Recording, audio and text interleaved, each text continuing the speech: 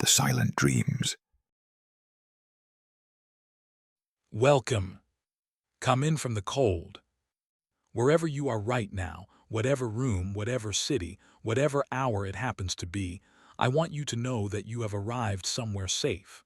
This is a place without urgency, without demands, without anything required of you at all except the smallest and most natural thing in the world, to rest. You have been moving through your day for a long time now. The day asked a great deal of you, as days tend to do. It asked you to think, to decide, to navigate, to respond. It asked you to be present in 100 small ways, and you were. You showed up. And now the day is finished, and it is asking nothing more of you, and you are free. You are free to let your body be heavy. You are free to let your thoughts slow down, not forced into silence, but simply allowed to lose their urgency, the way a river loses speed when it enters a wide, shallow lake. The thoughts can still be there. They simply do not need to go anywhere in particular anymore. Take a slow breath in through your nose. Fill your lungs from the very bottom. Let your belly expand first, then your ribs, then the very top of your chest. Hold it for just a moment at the top. And then let it go. A long, slow exhale through your mouth. Let your shoulders fall on that breath. Let your jaw unclench. Let the weight of your body settle down into whatever is beneath you. Take another breath if you need it. There is no hurry. There is nowhere to be. The only thing happening right now is this: a voice, a story, and the quiet arrival of sleep. Tonight, we are going somewhere very particular. We are going back to the valley we know, the Derbyshire Valley, where the River Severn runs between its limestone banks, where Thornfield Manor sits on its hill, where the village of Whitford-on-Severn has been continuing in its quiet, unhurried way for 7 centuries. But the season has changed entirely. The snow of that long winter is a memory now. The spring that followed has come and gone. The vicar's notebooks are full. The hawthorn has finished flowering. The curlews have raised their young on the upper moors. The valley has moved through its seasons with the patience of something that has done this many times before and expects to do it many times again. And now it is July. Deep July. The fullest, warmest, most generous month of the English summer. The hay has been cut in the lower meadows and lies drying in long rows. The kitchen garden behind Thornfield Manor is at the peak of its production. Beans and peas and courgettes and the first tomatoes just beginning to turn, and herbs in great fragrant bushes, and the soft fruit that will need picking within days before it passes its moment. Tonight we are going to follow the woman who tends that garden and feeds that house. Her name is Agnes. She has been the cook at Thornfield Manor for 4 years, and she is 26 years old, and she is very good at what she does, and almost no one who eats her food thinks very much about the person who made it. Tonight we are going to think about Agnes. Make yourself comfortable, close your eyes, and let the summer come in. Thornfield Manor in July was a different house from Thornfield Manor in winter. In winter, it contracted, fires lit in only a handful of rooms, the drafty corridors left to the cold, the great house retreating into a smaller, warmer version of itself, occupied by its small permanent staff and occasional visitors who arrived wrapped in wool and departed the same way. In winter, the manor turned inward. In July it opened. The long sash windows on the south-facing rooms were raised to their full extent, and the summer air moved through the house freely, carrying with it the smell of the hay meadows below and the warm stone of the terrace, and at certain hours of the day when the wind came from the southeast, the extraordinary compound scent of the walled kitchen garden, herbs and warm earth and something sweetly vegetable that was as distinctive as the house itself. The garden had been producing since April, when the early lettuces and radishes had appeared with a reliability that Agnes depended on and was grateful for every year. By May the asparagus was up, its brief and exquisite season demanding daily attention, and rewarding it with a flavor that Agnes considered one of the finest arguments for the existence of the English kitchen garden.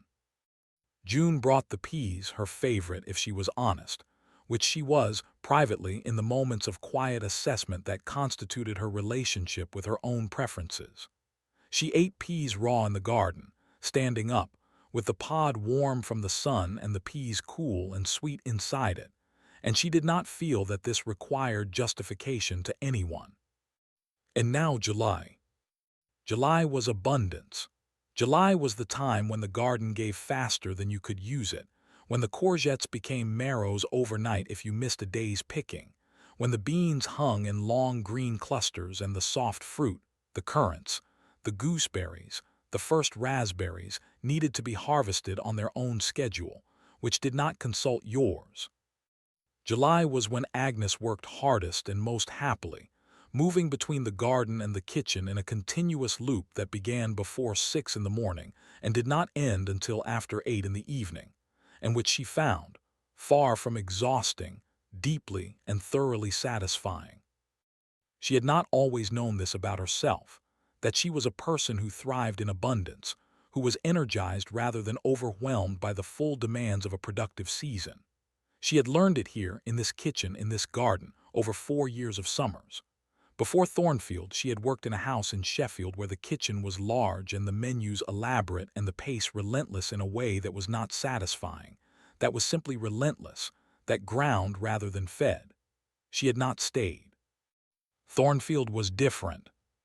Here, the demands were clear, and the resources were good, and the expectations, conveyed by Mrs. Draycott with the concise authority of someone who knows exactly what she wants without needing to perform the knowing, were high but not unreasonable. Mrs. Draycott respected good work without making a great production of the respect. This suited Agnes, who did not require praise and found excessive praise faintly suspicious. What she required was the work itself.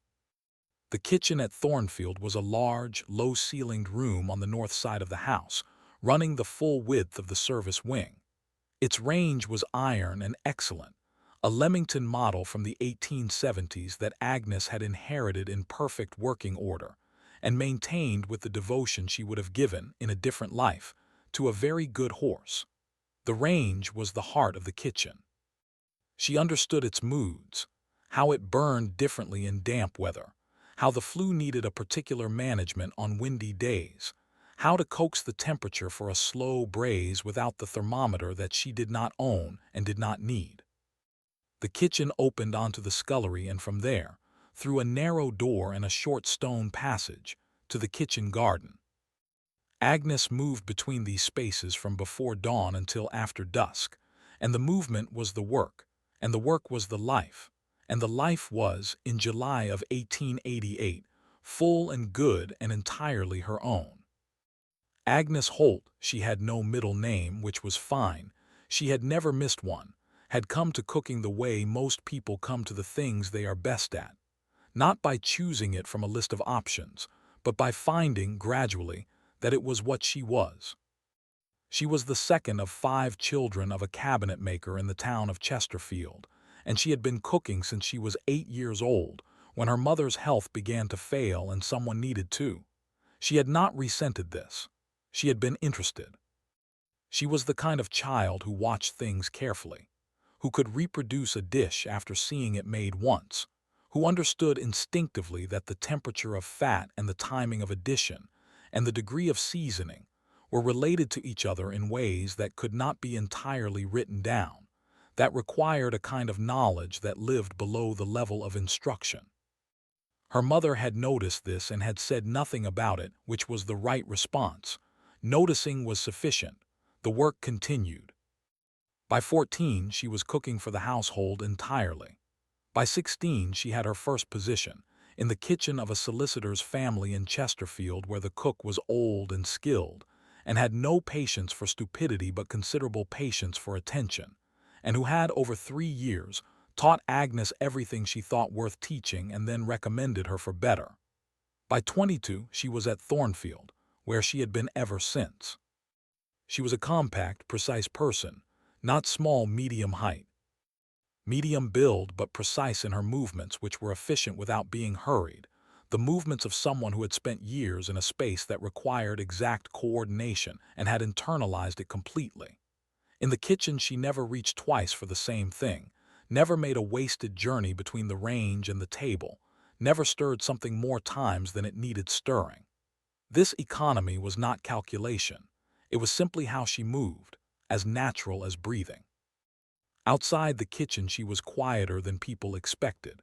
Not shy, she had no shyness in her exactly, but a quality of reserve that some people mistook for shyness and others, more accurately, identified as self-containment. She did not need to fill silence. She did not need to be known. She was known to herself, thoroughly and without illusion, which is a rarer thing than it sounds. What she thought about, in the working hours when the body was occupied and the mind was free, was various. She thought about food, not recipes exactly, but relationships. The relationship between the acidity of a cooking apple and the fat content of a pork chop. The relationship between cooking time and texture in a root vegetable. The relationship between the season and the dish, which she considered the most important relationship in cooking, and the most frequently ignored by people who bought their vegetables from markets rather than growing them. Agnes cooked seasonally not as a principle but as a fact. She cooked what was there, because what was there was what was good, and the rest was a secondary consideration. She thought about the garden. This had been an increasing preoccupation over 4 summers. In her first year at Thornfield, the kitchen garden had been managed by a man named Jacobs who had been doing it for 30 years, and who regarded Agnes's interest in it with benign indifference. Jacobs had retired in the second year, and his replacement had proved unreliable, and by the third year Agnes had, quietly and without announcement, taken over the management of the kitchen garden herself, in addition to the kitchen. Mrs. Draycott had noticed this and said nothing, which Agnes understood as permission. The garden was hers now. She had opinions about it. She had been developing these opinions for 4 years, through observation and experiment and the occasional catastrophic failure that was also a form of learning. She had opinions about soil preparation and companion planting, and the optimal spacing of beans, and the precise moment at which a lettuce became bitter and must be pulled. She had opinions about which herbs were worth growing in abundance, and which could be purchased dried without loss of quality, and her opinion on this last point differed significantly from received wisdom, which she had tested and found wanting. These opinions were not written down. They lived in her hands and her eyes and the particular quality of attention she brought to the garden each morning, when she went out before breakfast to assess what the day had produced and what it required. She was not unhappy. She was, in fact, in the summer of 1888, as content as she had ever been in her life. She would not have used that word content, because she did not habitually use words for internal states, preferring to simply inhabit them. But if she had been pressed to describe the quality of her July mornings, she might have said, full, and if pressed further, exactly full, full in the right way. The way a good loaf of bread is full, not stuffed, not stretched, but risen to exactly the right extent, its interior open and even its crust the color it should be. Agnes went to the kitchen garden at 5:30 every morning. Not because 5:30 was when the garden needed her. The garden did not operate on a schedule that could be described in terms of need in the conventional sense. But 5:30 was the hour when the garden was at its best, and she had learned this in her first summer at Thornfield, and had adjusted her mornings accordingly, with the pragmatic flexibility of someone who organizes their life around what actually matters rather than what is conventionally expected. The garden was at its best in the early morning because of the light, and because of the cool, and because of the particular quality of stillness that existed in the walled enclosure before the day had properly begun. The south-facing stone walls had absorbed the previous day's heat and released it slowly through the night, so that the garden was several degrees warmer than the surrounding air, and stepping through the iron gate from the shadow of the service passage into the garden was like stepping into a different kind of morning, warmer, stiller, more complete. The smell was the first thing. Agnes stood at the gate on the morning of July 12th and breathed in the garden. The smell of a kitchen garden in July at 5:30 in the morning was, she had concluded over 4 summers of this exact experience, one of the finest smells available to a person who lived in England. It was complex in a way that she had never tried to analyze and would not have found useful to analyze even if she had tried. The smell was not an intellectual object but a physical one, something that arrived not in the mind but in the body, changing the quality of the air in the lungs, and by some mechanism she did not understand and did not require to understand, changing the quality of the morning entirely. Warm earth, the sharp green of bean leaves, the sweet and resinous smell of tomato plants, which was not the smell of tomatoes themselves but the smell of the plant, quite different, almost medicinal, something that caught slightly at the back of the throat. Basil, which she grew in a clay pot near the south wall and which was absurdly fragrant in the warmth of the enclosed garden. The fainter, cooler smell of the lettuces in their row. The roses on the east wall, a climber of deep pink that had been there longer than anyone could remember, that flowered once in June with extravagance, and then again in August with something more restrained, still held some of their morning scent, though the main flush was past. Agnes walked the central path slowly, as she always did, assessing. This was the work of the first 10 minutes, the walk, the assessment, the making of the mental list that would govern the morning's garden work before the kitchen work began. The courgettes first. She could see from the path that 3 of them had become, overnight, the kind of size that required immediate action. The beans were ready along the east-facing row, hanging long and straight, their color deep and even. The peas at the far end were finishing. Another few days, perhaps, and then they would be done for the year, and she would let the last pods dry on the vine for seed. She stopped at the tomatoes. The first were turning, not fully ripe, not yet, but beginning, the skin warming from green to the first suggestions of orange yellow. She touched one gently with the tip of her finger, the give of it, still firm, perhaps 2 more days. She looked at the plant itself, the leaves healthy, the stems supported, the fruits evenly spaced where she had pinched out the laterals last week. She stood there for a moment, just looking at the tomatoes. She was not thinking, particularly. She was not planning the day's menu, though the tomatoes would feature in it. She was simply standing in the warm, walled garden in the early morning, with the birdsong above the walls and the smell of the garden around her, and the first direct sunlight just beginning to clear the eastern wall and fall across the near beds in a long, level beam that lit the dew on the bean leaves into individual bright points. She watched the dew on the bean leaves. She had not intended to stand there watching the dew on the bean leaves for 4 minutes. She had not intended anything. She had simply looked at the light and the dew and the light in the dew, and 4 minutes had passed in the way that 4 minutes pass when you are not counting them, which is to say that they passed at their actual speed rather than at the accelerated speed of minutes that are being monitored. She went on with her work. She picked the courgettes first, the oversized ones first, then the good-sized ones, leaving the small ones for another day. She picked the beans into a basket, running her hand along the row methodically, feeling for the right weight and give. She checked the peas and picked the last of the good ones, leaving the drying pods.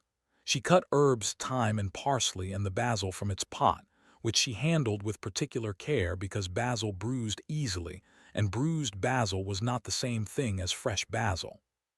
She worked in silence. Not the silence of someone who prefers silence to company. Agnes was not opposed to conversation, when conversation was good. But the garden at 5:30 had its own quality of silence that she had come to value above most things. A full silence, a silence that was the product of the garden's own sounds, the birds, the bees just beginning to work as the morning warmed, the occasional movement of leaves in the faint garden wall breeze, rather than the absence of sound. It was the silence you find inside a full thing, the silence at the center of a working world. She carried the baskets back through the gate, into the kitchen, and set them on the table. Then she lit the range and began. Agnes made a tomato sauce on the morning of July 14th that she considered, privately and without false modesty, very good. This was not unusual. She made things she considered very good on most mornings, because she had been cooking for 14 years and had paid attention throughout. And the result of 14 years of attention in a kitchen was a consistent quality of output that she did not feel the need to be surprised by. What was unusual about this particular sauce was the time she allowed it. She had no particular pressure that morning. The household's needs were modest. Sir Edmund remained in London. Only the permanent staff required feeding, and the staff ate well but simply, as was right, and as Agnes would have insisted on regardless of instruction. A simple lunch, a comfortable supper, nothing that demanded her full morning at the range. She had the tomatoes, a colander full, brought in from the garden that morning, the first fully ripe ones of the year, warm and dense and smelling of summer in a way that made her stand over the colander for a moment before doing anything else. She had a head of garlic from the plaited string that hung near the range, and the last of the fresh basil from the pot, and good olive oil that came from an Italian merchant in Derby, whose wares she had been ordering for 3 years. She began at 8 o'clock. She did not rush the garlic. This was the first principle of the sauce. The garlic was not to be rushed, because garlic that has been rushed is not garlic at its best, and garlic that is not at its best undermines everything that follows. She cooked it in the olive oil at a temperature that was barely there, a gentle warmth, a suggestion of heat, for 15 minutes, until it was soft and pale and sweet-smelling, and had given itself completely to the oil around it. Then the tomatoes. She had skinned them by the method she preferred, the brief immersion in boiling water, the immediate cold bath, the skins slipping away cleanly, and now she added them to the garlic and oil and turned up the heat just slightly. She salted the pan. She was now at the part of the sauce that required her most particular attention and her most deliberate patience. The sauce had to reduce slowly. She knew cooks who reduced sauces quickly, over high heat, reasoning that the result was the same and the time was saved. She disagreed with this reasoning, and she disagreed with it not from principle but from years of comparative experience. The flavor that emerged from a long, slow reduction was categorically different from the flavor produced by a rapid one. More complex, more rounded, with a depth that came from the gradual concentration of the tomatoes' sugars and acids over time in a way that high heat interrupted and homogenized. A long reduction could not be rushed. It could be managed in the way of all slow things, checked at intervals, stirred occasionally, its progress monitored with the patient attention of someone who understands that some processes have their own time, and the role of the cook is not to override that time, but to support it. Agnes set the sauce at its low simmer and began the other morning work. She returned to the sauce every 15 minutes. Sometimes it needed a stir. Sometimes it needed the heat adjusted, up very slightly if the bubble had dropped too low, down very slightly if the edges were catching. She did these small adjustments without fuss, with the automatic competence of someone doing something they have done so many times that the doing has become bodily rather than mental. Between adjustments, she made bread. The bread was another slow process. The mixing and kneading and the first rise, which would take an hour in the warm kitchen, and the two slow processes ran in parallel through the morning, each requiring its periodic attention, each proceeding at its own pace, the kitchen a quiet and productive place of two long-running projects keeping their own time. At 11 o'clock, after 3 hours, she tasted the sauce. It was very good. Not finished. It needed another 30 minutes, perhaps, and a final addition of the basil, which must go in only at the end because basil's volatiles were delicate and heat destroyed them. But the body of the sauce was there, deep and rich and complex, tasting unmistakably of the specific tomatoes from the specific garden on the specific morning of July 14th, 1888, a flavor that could not have been produced in February with different tomatoes, or in a different kitchen with different soil, or by a different cook with different patience. She stood over the pot and breathed in the steam. She thought, this is why the time matters. Not because slow was inherently better than fast. There were things that required fast, and fast was exactly right for those things. But this particular thing, this sauce, from these tomatoes in this kitchen, required slow, required the 3 hours. And the 3 hours, given properly, produced something that could not have been produced any other way. She thought about this as a principle that extended beyond sauces. Then she returned to her bread, which had risen beautifully. Mrs. Draycott gave Agnes every other Sunday afternoon free, which was more than was common, and which Agnes recognized as more than was common without making any particular acknowledgment of it. On the Sundays when she was free, she went to the river. Specifically, she went to a particular place on the river, a stretch of the Severn perhaps a mile below Thornfield, where the bank broadened into a flat meadow, and the river ran shallow over a gravel bed before deepening again around a bend out of sight. The meadow was not remarkable.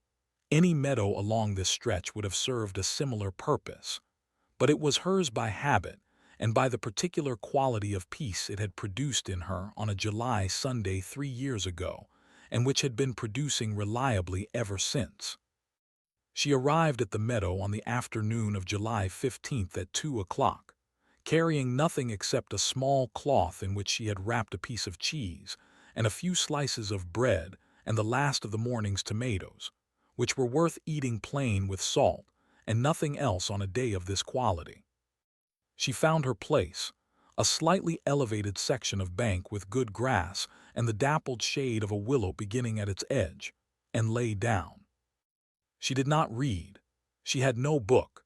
She had considered in earlier years bringing a book and had found on the occasions when she brought one that she did not open it, which told her something about what she actually came here for. She came here to be horizontal. She came here to be outside the kitchen, outside the manor, outside the continuous purposeful motion of her working days, in a place that required nothing of her. The meadow required nothing of her. This was its primary quality and the reason she returned.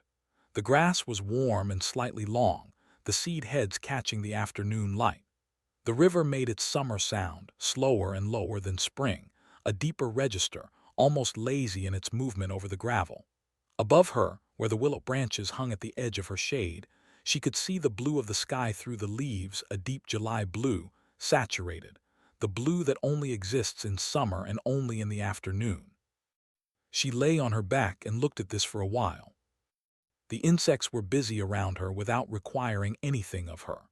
A large hoverfly hovered above the grass at the edge of her vision, motionless in the air with the improbable precision of its kind. Bees moved through the clover in the meadow. She could hear them before she could see them, the sound coming up through the warm air with the unfocused, non-urgent quality of a summer afternoon at its fullest.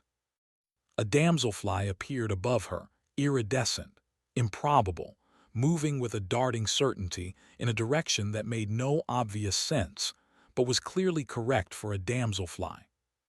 She watched the damselfly. She thought about the sauce. Not planning the next day's cooking, not making lists, simply appreciating, in the way you appreciate something once it's done and you're no longer in the middle of doing it. The sauce had been very good. The bread had been good. The kitchen had been productive and quiet and her own.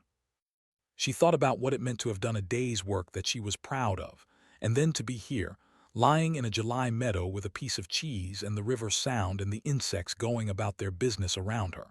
The relationship between the work and the rest. How neither was quite right without the other. How the rest was sweeter for the work, and how the work, she was learning this, had been learning it all summer, was better when the rest was properly taken. She had not always taken the rest properly. In her earlier years, she had worked through her free afternoons often. There was always something, always a preparation that could be started or a piece of equipment that could be cleaned or a store that could be assessed. She had equated usefulness with virtue in the way of someone who has learned, young, that usefulness is what secures a place in the world, and who has not yet had cause to question whether the equation is complete. The meadow had been her question. Not asked deliberately, she had not come here looking for a question, but the meadow, in its patient, uncomplicated way, had asked it anyway. Is this not also something? This horizontal hour, this cheese, this sky. She had been answering yes for 3 years. She ate her cheese and bread slowly. She ate the tomato with salt from a small twist of paper she had brought in her pocket, and the tomato was very good. The same tomatoes as the morning sauce, but eaten differently, raw and warm from the afternoon sun, and needing nothing except the salt and the meadow and the quality of attention she was giving to the simple fact of eating them. She lay back down after eating and looked at the sky. The willow moved above her in a light breeze she could barely feel on the ground. The river continued. She stayed until 4 o'clock, when the quality of the light began to shift, still warm, still golden, but the angle changing, the afternoon beginning its slow acknowledgement that it was not permanent. She stood, shook the grass from her cloth, and walked back through the meadow toward the lane. She was not rushing. She did not need to rush. The kitchen would be there when she arrived, and the evening's work would be there, and it would be good work, done by a person who had spent the afternoon lying in a summer meadow eating tomatoes and watching a damselfly, and who was the better for it in ways she could feel in her shoulders and her hands and the quality of her attention. She walked back slowly through the long, warm afternoon. Mrs. Draycott was not a woman who offered compliments. This was not unkindness. Agnes had understood this early and had never confused the absence of praise with the absence of appreciation. Mrs. Draycott communicated her satisfaction with the kitchen through the channel of continued expectation. She expected good things because she had consistently received them, and the expectation was itself a form of respect. Agnes understood this and found it adequate, which was why the afternoon of July 17th was unusual. Agnes was at the kitchen table that afternoon, doing the quiet work of the mid-afternoon pause, the period between the lunch clearing and the beginning of the dinner preparation, when the kitchen entered a lower register. The range ticked over. The cat settled on the warm flagstone near the back door, and Agnes did the kind of work that required competence but not concentration. Shelling the last of the peas, stringing beans for the following day, the mechanical work that the hands could do alone. She was shelling peas when Mrs. Draycott came in. Mrs. Draycott moved through the house in the manner of someone who belongs entirely to it, not striding, not drifting, but proceeding with the particular measured pace of a person who has been in a place long enough that their movement through it is simply the right speed for the space. She came to the kitchen less frequently than some housekeepers might. She trusted Agnes. And trust, in Mrs. Draycott's vocabulary of management, expressed itself as absence. She sat down at the table. This was unusual. Mrs. Draycott did not often sit in the kitchen. Agnes continued shelling peas. Mrs. Draycott was quiet for a moment. She looked at the kitchen, the ordered surfaces, the baskets of produce from the garden, the afternoon light coming in through the high window and falling in a long rectangle across the flagstone floor. Then she said, "The sauce yesterday was excellent." Agnes said, "Thank you." There was a pause. Mrs. Draycott said, "Mr. Greaves mentioned it particularly." Agnes looked up from the peas. Mr. Greaves did not mention food as a rule. This was a piece of professional decorum that she respected and had not expected to be modified. She said nothing. "He said it was the best tomato sauce he had eaten in 40 years in this house," Mrs. Draycott said. "I thought you should know." Agnes looked at her for a moment. Mrs. Draycott's expression was the expression it always was, composed, unrevealing, giving very little away. But there was something else in it today, something around the eyes, a quality of warmth that was very small and very precise, like a candle flame rather than a fire. Agnes said, "That's kind of him."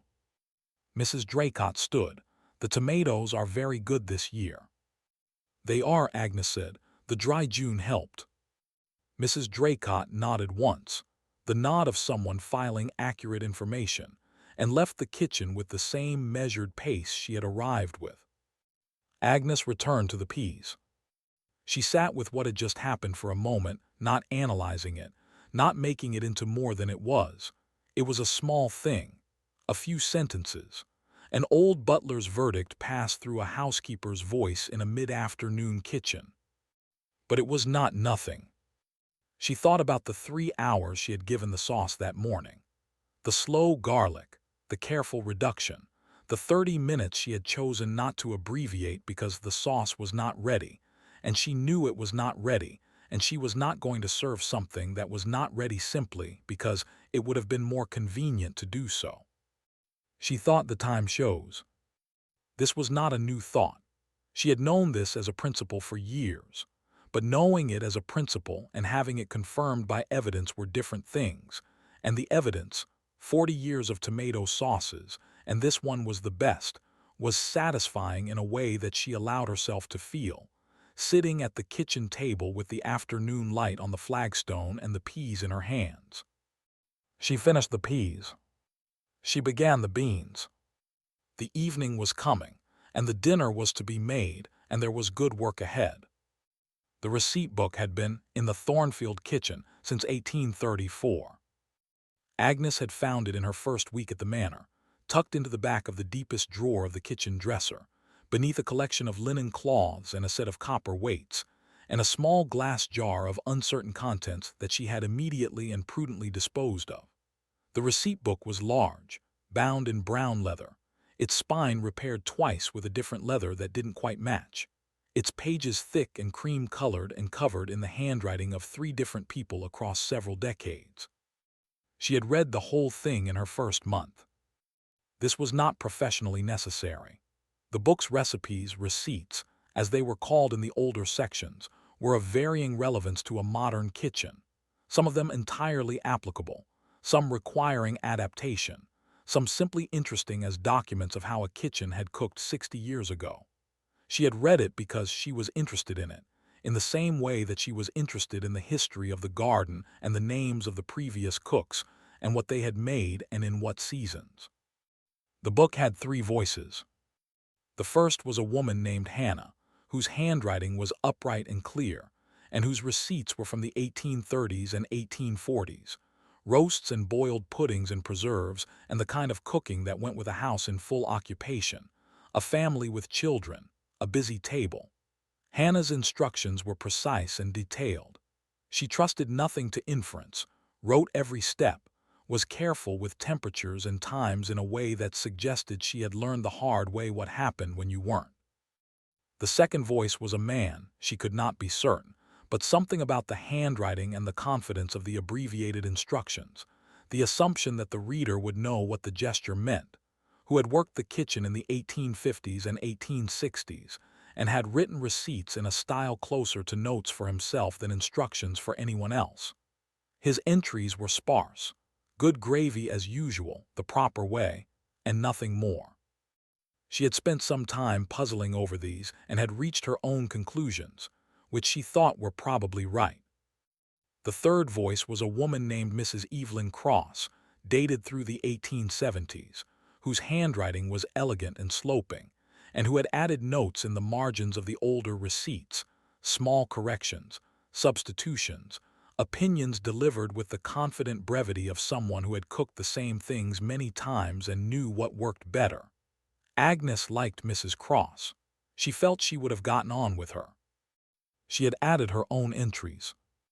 Not many, a dozen perhaps over 4 years, things she felt worth recording because they were the kind of knowledge that lives in the body and is lost when the body is gone.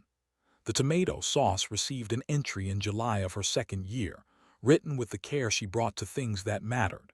She had described the temperature, and the time and the specific quality of ripeness required in the tomatoes, and she had written at the end, "The time cannot be shortened. The flavor depends on it." On the evening of July 19th, when the house was quiet and the rain had begun and the kitchen was winding down toward night, Agnes sat at the table with the receipt book open before her, and a lamp, and a glass of the mild ale she sometimes permitted herself in the evenings, and she read. She read Hannah's preserved fruit receipts, gooseberry and damson, and the blackcurrant jelly that appeared 3 times in 3 different years, each slightly different, Hannah refining and adjusting with the patience of someone committed to getting it exactly right. She read Mrs. Cross's marginal notes. She read the sparse man's note about bread, the crumb should give without snapping, and thought that this was true and that she had learned it by touch before she could have said it in words. She read her own entries. There were not many, but they were good. She could see that now, with 4 years of additional distance, that the things she had chosen to write down were the things worth writing down. The knowledge that had come from attention rather than from instruction. The specific details that made a dish the dish and not merely a version of the dish. She turned to an empty page. She wrote the date, July 19th, 1888. She wrote, "On the kitchen garden tomatoes in a summer with a dry June. Pick in the morning when the dew is still present. The skin will be firmer and the sauce will have more body. A surface dried by the afternoon sun cooks differently. It is not worse, but it is not the same. The morning tomato and the afternoon tomato are 2 different ingredients from the same plant." She paused. Then she wrote, "I have been in this kitchen for 4 years. I think I am beginning to understand it." She closed the book. She finished her ale. The rain continued on the kitchen garden wall, soft and uncomplicated. The walled garden at dusk was different from the walled garden at dawn. Agnes had known both for 4 years and had been slow to form a preference, because both had qualities that were specific and irreplaceable. The dawn garden was clean and cool and full of possibility, the first light on the dew, the birdsong just beginning, the whole working day ahead. The dusk garden was warm and finished and certain, the heat of the day still stored in the stone walls, the fruits at their most ripe and fragrant, the work of the day comprehensible and complete behind her. She came to the garden on the evening of July 21st, not to work, but simply to be in it. This was a distinction she had established over the past 2 summers, and which she continued to maintain with a care she had not initially expected to feel the need for. The garden could absorb work at any hour, there was always something. But the evening visit was not for work, it was for the garden itself. She walked the central path slowly. The light at 8 o'clock in July was extraordinary, long and golden and level, coming in over the eastern wall at a low angle and striking the near surface of everything. The south face of the bean leaves, the red side of the tomatoes, the stone of the path, the brick of the beds, the rough cast render of the north wall. Everything was lit from the same direction and at the same low angle, and the effect was of a world that had suddenly become very particular about itself, every surface declaring its exact texture and color in the slanted evening light. She stopped at the tomatoes. They were very good now, the first full ripening, the plants heavy with fruit at all stages from green to deep red. She had been picking daily, making the sauce and preserves and the simply cooked dishes that were the best use of tomatoes at their peak. But she always stopped at the plants. She always looked. She touched a fully ripe one. The give of it, the slight warmth of the skin. She smelled her fingers. Tomato plant, the green and resinous smell of the leaves that came off on your hands when you worked among them. She walked on to the herbs. The basil had reached its fullest point, the plants large and full and lush, their leaves dark green and slightly glossy in the evening light, their smell released as she walked among them simply by the brush of her skirt against the outer leaves. Basil at its peak smelled different from basil at any other time, more intense, more sweet, with a complexity underneath the sweetness, something almost spicy, something that was not quite pepper but lived in the same register. She picked a small leaf and put it in her mouth. She stood in the evening garden, in the long golden light, tasting basil. This was not unusual for her. She tasted her garden regularly, raw and unconsidered, standing among the plants. It was the most direct form of assessment, Not the taste of a cooked thing, but the taste of the living ingredient, which was information of a different kind. You could know a great deal about a tomato from tasting a sauce made from it. You could know a different and irreplaceable thing from eating it warm from the vine in the morning. The evening garden was at its most fragrant now. She sat on the low stone wall at the south end, where the warmth from the stone was still considerable at this hour, like sitting beside something that had been thinking warmly all day, and she looked at the garden in the evening light. The roses on the east wall were in their second flowering, smaller than June's, more restrained, a few deep pink blooms among the older wood, lit now in the evening sun with a warmth that made them look almost orange at the edges. The beans hung in their rows, tomorrow's picking. The courgettes were under control. She had been rigorous this week. The lettuces had been replaced with late plantings that were coming on for an autumn crop. She thought about the year. Spring had been the asparagus and the peas. Now summer was the tomatoes and beans and basil. After this would come the autumn harvest, the roots, the brassicas, the stored fruit, and then the winter, when the garden would be mostly bare and she would be cooking from what had been preserved and stored and what came from elsewhere. She thought, the kitchen follows the garden and the garden follows the year, and there is a rightness to this that is not complicated. She sat on the warm stone wall until the light was almost gone. Then she went inside and put on the kettle. On the last day of July, Agnes made jam. Not the first jam of the season. She had been making it steadily through July. The gooseberry and the blackcurrant and 2 batches of raspberry preserve that had come out very well, one pot of which she had allowed herself to sample on a piece of bread on a Wednesday morning, and had considered money in the bank. But the last batch was the one that mattered to her most, because it was the one she had been waiting for. The plums. The plum tree in the kitchen garden was old. It had been there longer than she had, certainly, probably longer than Mrs. Draycott, possibly as long as Mr. Greaves, who was 70 and had been at the manor since his 20s. It was an old Victoria variety, and it produced fruit in a pattern that had taken Agnes 2 summers to understand. A year of abundance and a year of moderation, alternating, with no apparent relationship to the weather or her treatment of the soil or any intervention she had made or not made. The tree simply did what it did, in the quantity it chose, in its own time. This was an abundant year. She had watched the fruit developing since June, the small, hard green plums growing slowly through the month, turning a faint purple at the edges in July, ripening now in the last week of the month to that specific red-gold purple of a Victoria plum at full ripeness. A color that existed in no other fruit and that Agnes found, every year, slightly improbable. Slightly too beautiful to be a working ingredient, rather than an object of contemplation.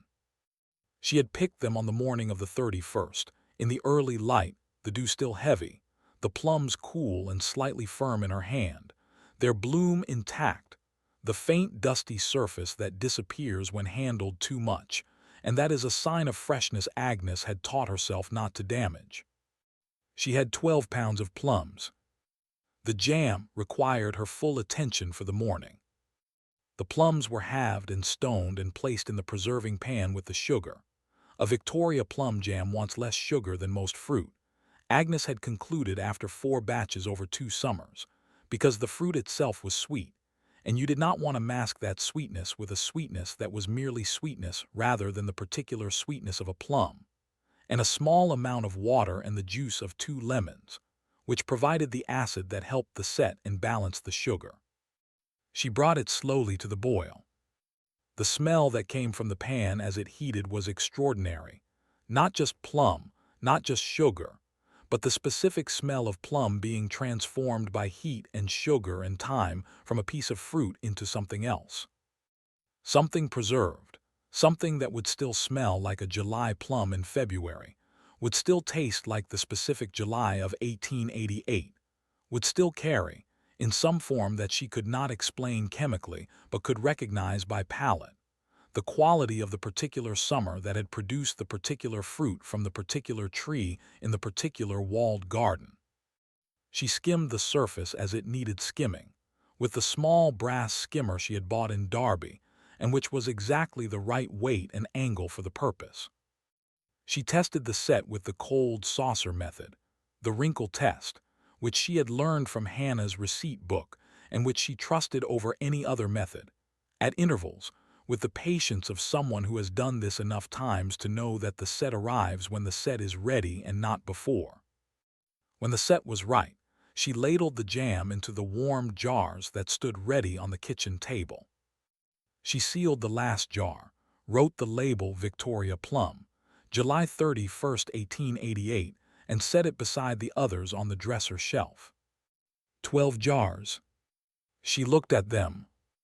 They were beautiful in the way that functional things made well are beautiful, the deep red purple of the jam showing through the glass, the labels square and clear, the row of them neat and complete on the shelf.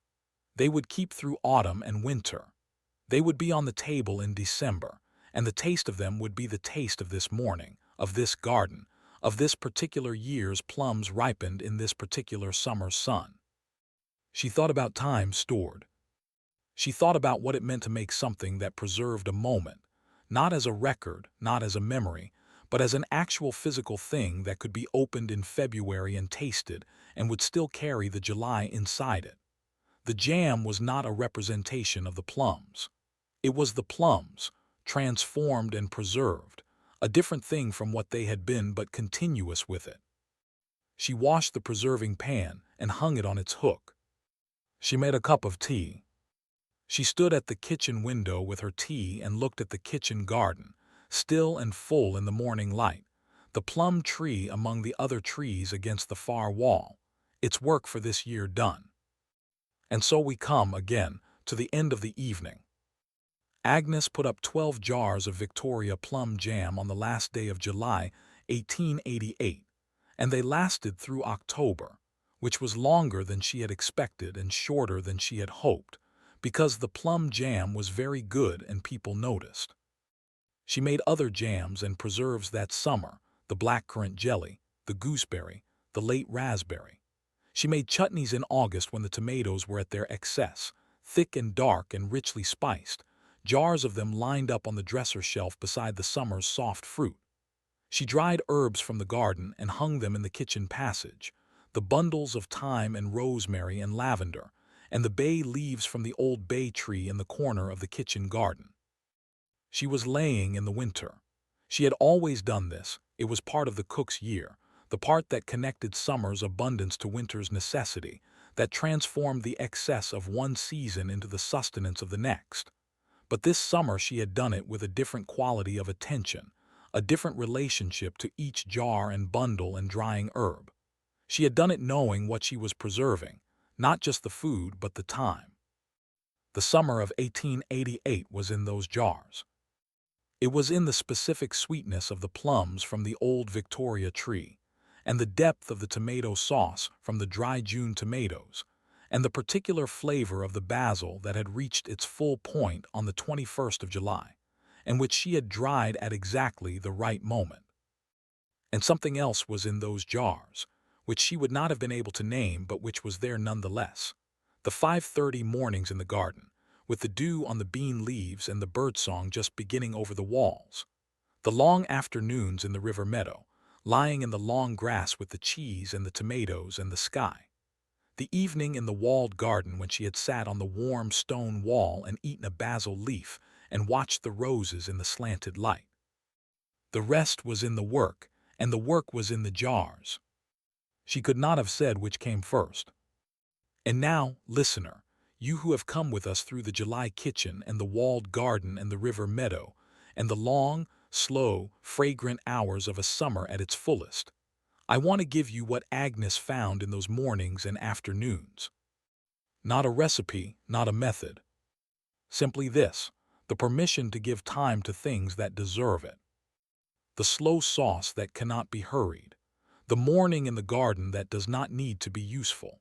The afternoon in the meadow that is complete in itself, that requires nothing of you except that you lie in the grass and let the sky be the sky. You are allowed to be slow tonight. Your body is warm and heavy and completely at rest. Your breath is slow in through the nose, all the way down and out again, slow and complete.